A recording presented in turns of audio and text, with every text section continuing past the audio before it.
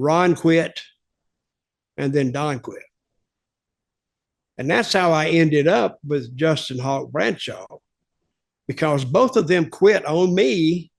And I'm sitting there like this, looking around. I didn't have anybody. And the story how I got Bradshaw was he came in one day direct from Germany. He had just come off that Juan von Watts, Otto Vons. Otto von Watts, or whatever his name was. He had been over there working for him, and he came back in, and just for a tryout. And I'm sitting in the dressing room with him, just me and him. And I said, "Where'd you come from?" And he told me, and we got to talking. And I said, "What are you here for?" And he said, "Oh, I'm here for a tryout." I said, "Okay."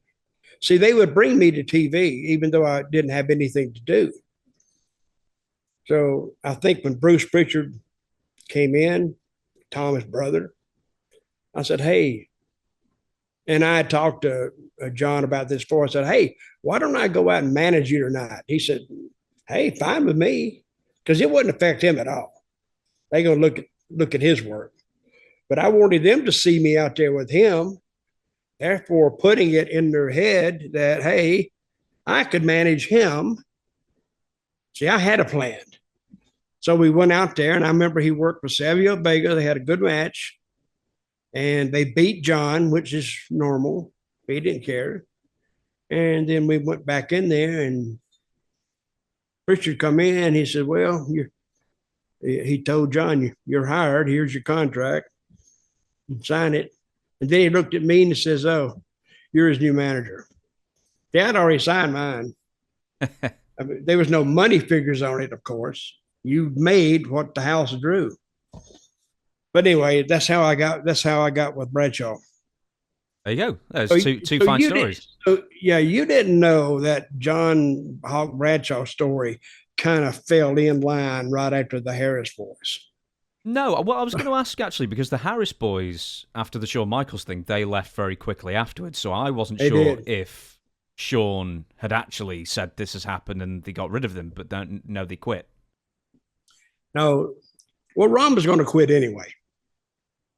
They weren't making any money. He wasn't making the money that he thought he would make. And Ron is like the thinker. He's like the president of the Harris boys. He's kind of the leader. But if you look at him, Donnie is the enforcer. Donnie is he's a lot meaner than Ron. I mean, I've seen him. He don't take any bull crap. But if you meet these guys, they're the nicest guys in the world. You think they're like little pussycats, I guess. I like pussycakes more. Yeah. And, but you would never know they could be actually brutal if they wanted to.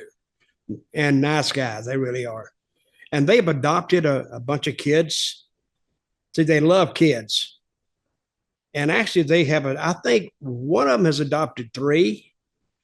And I think Donnie has adopted like 4 or more. I don't know. But I do. That's one of the good things about them. They love kids, and, kids that don't have a chance, they'll adopt a child and raise it, which is good for them.